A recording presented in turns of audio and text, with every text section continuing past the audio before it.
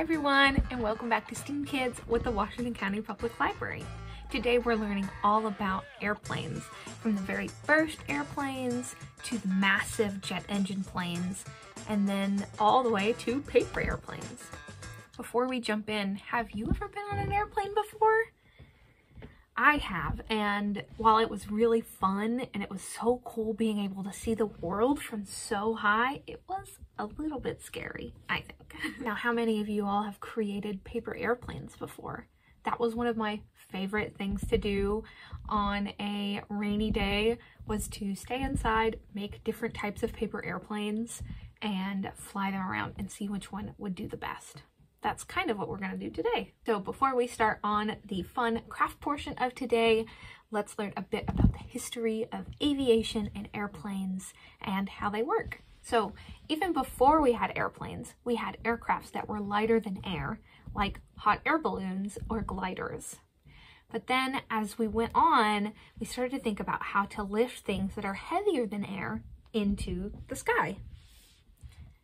And do you all know who created this very first airplane? This is the first one ever that was successful at flying. It was created by two brothers named Orville and Wilbur Wright from Ohio.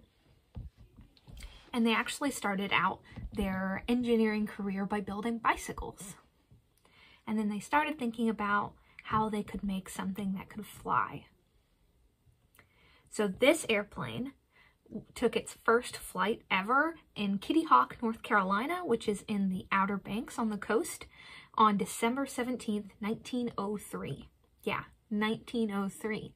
So we've only been flying in planes for just over 100 years. While that seems like a really long time, it is such a short time in the span of human history. It is so back to this first plane. It actually stayed in the air for 12 seconds. And while that is super short, it was the longest flight anyone had ever done.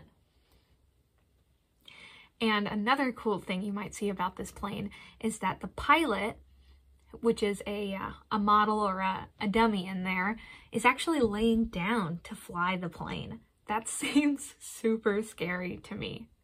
Would you want to do that? I think I'd pass. And this actual plane is on exhibit at the National Air and Space Museum in DC. I remember seeing it myself when I went to visit, and it is so fascinating to see because it's mostly made of wood.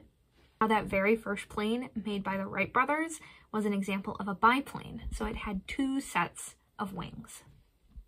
But most of the planes that we see today are called monoplanes because they only have one set of wings. Now we're going to fly through the next chunk of time where planes really took off, if you mind my puns. So World War I happened from 1914 to 1918, and that is when planes really kind of exploded in use and were used for combat. And then after the war, they were actually used mostly to carry mail.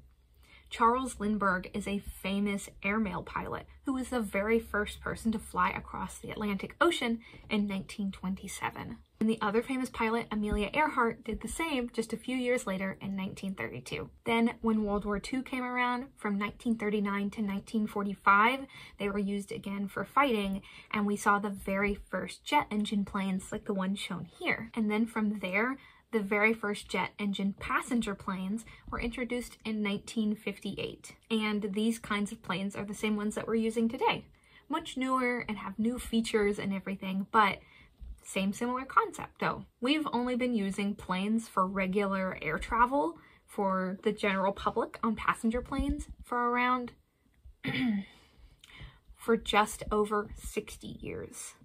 That really isn't a long time, and it's so interesting to see all the changes and improvements we've made in such a short amount of time. So now I'm going to talk about the different parts of an airplane and what they do to help it stay up in the air. So this example plane is a propeller plane. So it has an engine that turns a propeller that helps move it forward. And there are two different portions of the wings called the ailerons and the flaps that can move up and down, which can help increase or decrease drag in the air, which means that it can move better or slower through the air.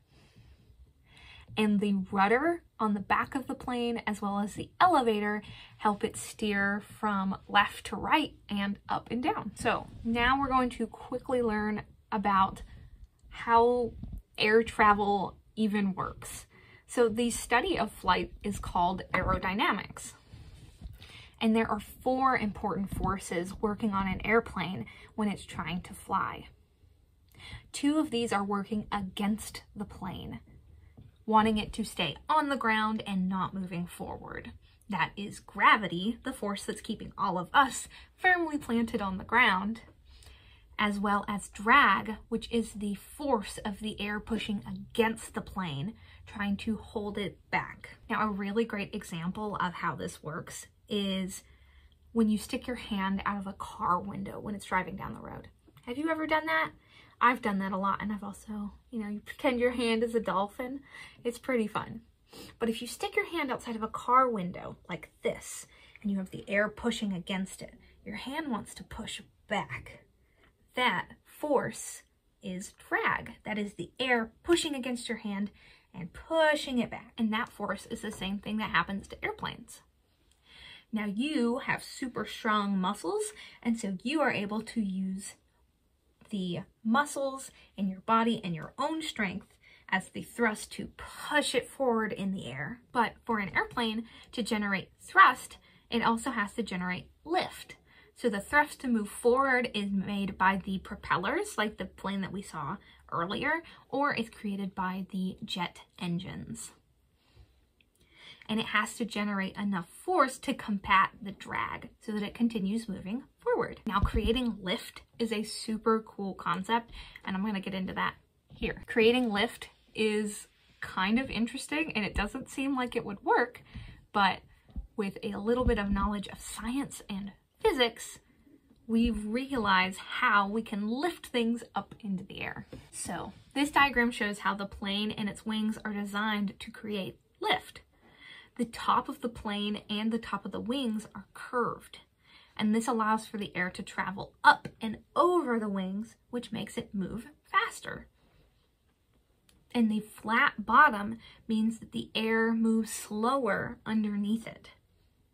And slower air has a higher pressure, means it is pushing upwards more. And that higher pressure is lifting and pushing up on the wings. And the faster air moving over the plane and over the wings has a lower pressure. So when you have a lower pressure on top and a higher pressure on bottom, it's going to create lift. So going back to the hand out the car window example, when your hand is like this, you only have the forces of thrust when you are pushing it and drag, and you can create lift by moving it up and down yourself. But if you turn your hand sideways, it's a very similar experience. There's very little surface area here, so you get a little bit of drag, but not very much. But have you ever turned your hand like this or curved it upwards? And when the air is hitting this, there is less space for it to travel underneath, and it has to go up and over your hand, and that creates lift, and your hand will start to move upwards. And if you do it the other way, where you turn it down, your hand, it's smooth up here, it's easier for it to move, and it has to go under your hand, so it creates a downward pressure, so your hand will move downwards. That's the same way that airplane wings work.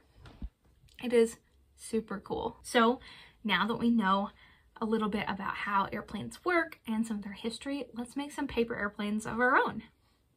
So before we actually jump into it, I have something to confess. Paper airplanes are not true airplanes. I know. It's a bad name, but paper airplanes are actually gliders, since they don't make any thrust themselves. The thrust comes from when you shoot them off out of your hand. You are creating the thrust, and it doesn't generate any more than that. So it is just going to glide until there is not enough thrust to combat the drag and gravity to keep it up in the air. But since they're gliders, they do use a lot of the same forces and a lot of the same concepts of aerodynamics that airplanes do. So they can model some of these ideas for us, but I'm afraid they're not true airplanes. So we have two different examples of some easy airplanes to make.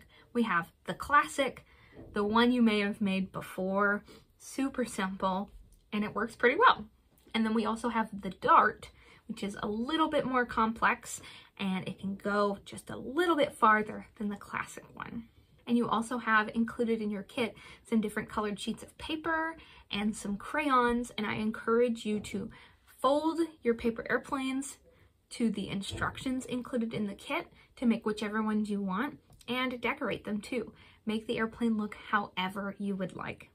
If you were a pilot and had your own airplane, what would it look like? I think mine would be bright yellow, so you'd be able to see it in the sky. Plus, that's my favorite color. And then once you have your paper airplanes made, I encourage you to test them against each other. If you made the classic and the dart, see which one goes farther. You could even make this more scientific and measure to see how far they go. And then you can create a graph to see which one does better. And if you create your own custom design of an airplane, you can see how that one stacks up against the two classic ones. All right, friends, I hope that you enjoyed this neat lesson on the history and the science of airplanes. And I hope that you got to make some really cool custom paper airplanes.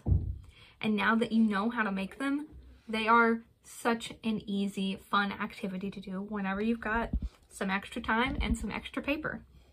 Just be careful where you're throwing your airplanes.